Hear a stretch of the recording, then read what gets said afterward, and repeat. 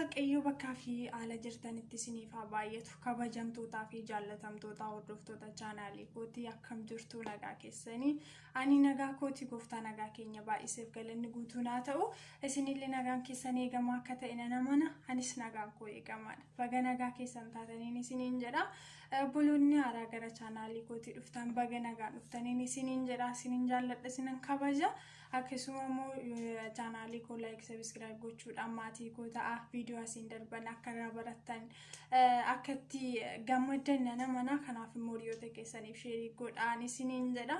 Warri maatii koo taatanii na jajjabeessaa jirtan like subscribe akkasuma koomentii naaf gochuudhaan na cina dhaabbattanii jirtan guddaa galatoomaa kabajamaan isiniin jedha.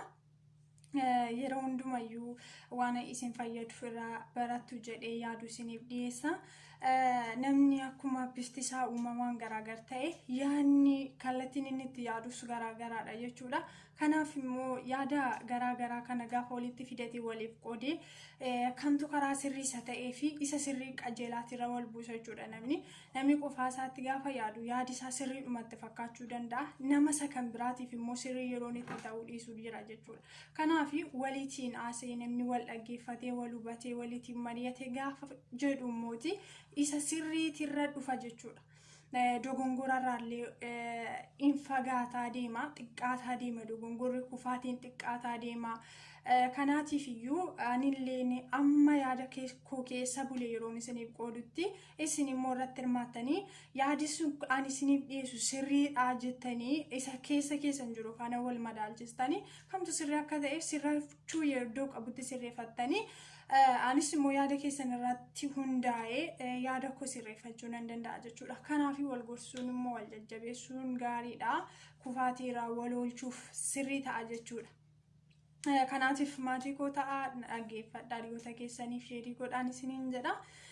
Har'a immoo haaluma wal fakkaatuun viidiyoo irraa barattu jedhee yaadu isiniif qabadhee dhiyaadhee jira. Hamma xumura viidiyoo kanaatti dhaggeeffadha.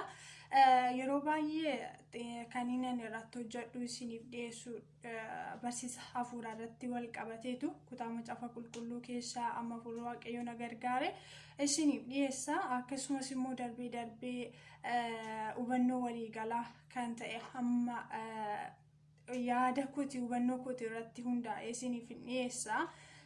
Ni fayyada jedhee kan yaadu jechuudha. Kanaaf iyyuu isiniif dhaggeeffadhaan isiniin jedha. Har'a immoo viidiyoon inni isiniif qabadhee dhiyaadhee gorsa shaamarraniif kan ta'udha. Yaa warri dhiiraas irraa hubachuutii danda'u. Dogongorri nama kan birayyuu jira. Obboloota dhiiraa biras jira, shaamarran biras jira.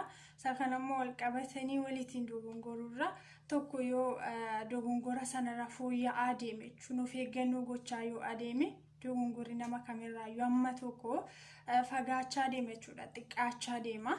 Yeroo baay'ee nuyi shaamarranii yeroo waan ta'e wayiitti ta'e wayiitti in ariifanna jechuudha. Ariifachuudhaan kan ka'e immoo miidhaan ta'e wayii kufaatiin gaabbiin of kassasuun ta'e yeroo itti nurra ga'u jira.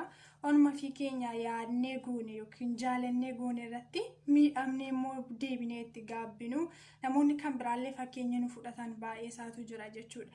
Yeroo baay'ee namoonni yeroo gaa'elaatiif wal jaallatanii yookiin immoo hiriyaa jaalalaa waliif ta'uudhaaf walitti dhiyaataniiti karaa kamiyyuu haa ta'u qaamaanis wal beekanii haa ta'u karaa immoo sooshaal miidiyaa garaagaraatiinis wal baranii haa ta'u gaafa kana ariifatanii oduu isaa yookiin waree isaa babal'isanii akkasuma immoo dafanii gara fuula feesbuukii piroofaayilii garaagaraa irra keewwachuutti suuraa edit godhanii ariitiidhaan yeroon itti ta'u jira.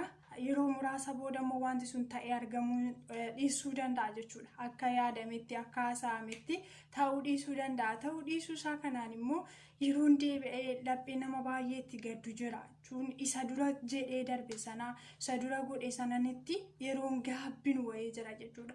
Yeroo baay'ee obboloota dhiiraarra obboloota shaamarraniitu suura nama isaan jaallate yookiin suura hiriyaa isaanii poosti godha.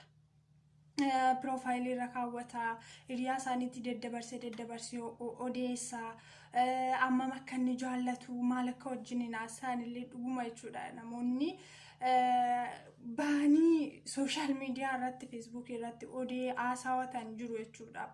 Kun immoo sirrii akka hin taanedha jechuudha kan ani hubadhu.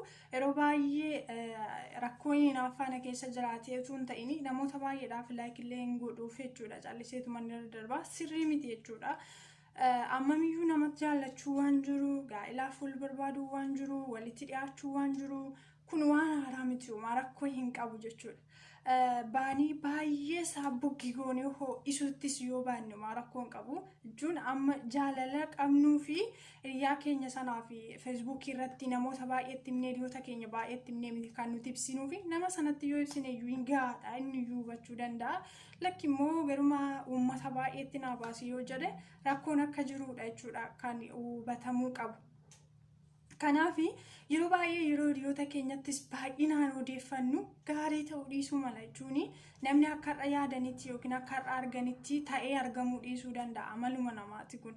Akkuma walitti dhiyaachuu wal jaalachuun jiru rakkoonis ni uumama adda bahuunis jira. Adda bahuu sana keessatti immoo amma akka miidhaman isa dura godhaanitti isa dura haasa'anitti isa dura raawwate hundumaatti yeroon itti gaabbane of kasasan jira. Of kasasuun sun immoo dhimma hin qabu jechuun bu'aa nuuf hin qabu. Garuu of eeggannoo gochuu qabnu duruma of eeguu qabna jechuudha. Duruma gochuutti qabna. Kanaafiyyuu baay'ee ariifattanii yeroo olii gadi haasaa babal'iftanii ammasumayyuu hundoomme isin jalaati jaalalliin isin isaaf qabdanillee yookiin inni isiniif qabullee gadi bu'aa deemaa. Ammuma namni baay'een baru haasaan itti baay'ataa deemaa wantoonni garaagaraa jedhamaa deemu. Gaafa kana rakkootu uumamaa deema jechuudha. Rakkoo kanatti immoo boodatti gadduu boodatti gaabbuutirraa haala of eeggachuu suutuma yoo jenne yoo feesbuukiin dhimma maal qaba isaan galchu jechuudha. Feesbuukiin kun isin hiriyaa qabaatanii isin hiriyaa qabaachuu baattanii isin heerumtanii heerumuu baattanii fuutuu baattanii dhimma hin qabu. Feesbuukiin maal isa galche feesbuukiin jaarsummallee isiniif dhaquu hin danda'u gaafa isin walitti buutanillee seerallee isinii ta'ee dhugaan isa bira jira ishee bira jira jechuu hin danda'u jechuudha. Feesbuukiin akka lafa gabaati. Lafi gabaa namni waanuma qabu qabateeti yoo deeme lakkee kan kee xiqqaadhaa kan kee bareedaadhaa kan kee bareedaa miti jedhee ati fudhadhuu galee ati taa'e hin jedhu jechuudha. Waanuma namni qabatee dhaqee hin keessummeessa. Kanaafi sooshaaliin illee akka kanaadha jechuudha. Waanuma nuti qabannee dhaqne uummanni sooshaaliin nu keessummeessa. Gaafa immoo wantichi ta'uutti dhiise hundumtuu nuun haasa'a jechuudha. Nuun kolfa jechuudha. Kun sirrii miti. Kanaafiyyuu jireenya keenya keessatti sekuriitii qabaachuutii qabna. Icciitii keenyaaf nuyi qulfii ta'uu qabna jechuudha. Hiriyaa keenyatti himannee hiriyaan keenya icciitii keenya dirqamatti himanneedhaaf hiriyummaan nuti waliif qabnu mirkanaa'a miti. Baay'eedhuma keessa keenya yoo baasneetti agarsiisne hiriyummaan keenya dhugaan isaa mul'atu utuu hin ta'in hiriyaan keenya suuraa nama nuti jaallannuu fi suuraa keenya walitti edit gootee poostinuu gooteedhaaf hiriyummaan mul'ata miti. Kun waan galchuu hin qabu. Ammoo waan haaraallee miti. Namni wal jaalachuun walitti dhiyaachuun gaa'elaa wal barbaaduun gaa'elli duruma jira. Har'a kaleessa waan ta'e har'as waan ta'aaf jiru boruttis waan ta'u waan hafullee miti. Jechuun waaqayyoyyuu gaafa nama uumu jalqabaa kaasee namni tokko qofaasaa jiraachuun akka hin danda'amne akka hin bareenne beekee waan uumeef gaa'elaa fi nama barbaadachuu yookiin nama wajjin wal baruu wal jaalachuun waan haaraa waan hin taaneef akka waan haaraa wayiitti utuu walitti haasa'anii eenyummaa nama sanaan baneen tariitii duubni nama sanaa ta'e wanti ta'e jiraachuu danda'a.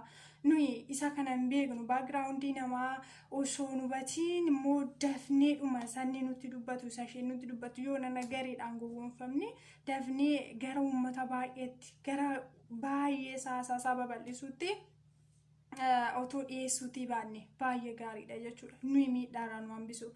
Gaafa duraas numatu feesbuukii irra bahee baay'ee isa babbareechee maqaa babbareechee waamee namni jenne yeroon boodas immoo gaafa miidhamne feesbuukii irratti numatu kasasan bo'aa gaddaa ofirraatti mul'isna jechuudha. Kuni ta'uu hin qabu. Dura of dhoowwuu qabna. Posti gochuu isaa sumaan barbaachisuuf profaayilii irra kaawwachuu isaa sumaan barbaachisu rakkoo hin qabu. Yoo kan keessan ta'e isin eegaa yoo kan keessan ta'uu baate inafa jechuudha. Kanaafi suuta utoo jettanii baay'ee isaas maqaatti bo'oo isanii feesbuukii irra ba'anii kan kee yoo ta'e kan keeti yoo jaallatte kan kee teessayyuu hin dhaqu. Feesbuukii irra baasteefis dhiifteefis kee ta'uun dhiisu namni baay'een bareefis dhiiseefis kee ta'uunsaa hin hafullee keessa ta'uu hin danda'u jechuudha. namni kan biraammoo waan yoona waan guddaa wayii ta'ee waaw koo waan jedhan hin qabu kun jechuun uumaa waa'uu hin qabu. Bakka namni duruma wal jaalataa duruma wal gaa'ela walii wajjin dhaabbachuuf yaada waan ta'eef waan hin qabnee fi kanaafuu suutuma jennee baay'ee gaariidhaan isiniin jedha. Waan booda deebineetti gaabbinu harruma suuta jechaa haa deemnu. Baay'ee ariifannee boodas gaddi keenya akkasuma baay'ee akka hin taaneen isiniin jechuu barbaada. Gaabbiin inni booda dhufu nu fayyadu waan ta'eef guddaa galatoomaa. Yoo jaallattan viidiyoo kana hiriyoota keessan kan biraatiif illee sheerii godhaa, like subscribe gochuudhaan immoo maatii koo ta'an jajjabeessaan isiniin jedha. Baay'een isin jaalladha, baay'een isin kabaja. Ayyaanni Waaqayyoo si wajjin haa ta'u. Viidiyoo biraatiin amma walitti deebinutti shalom.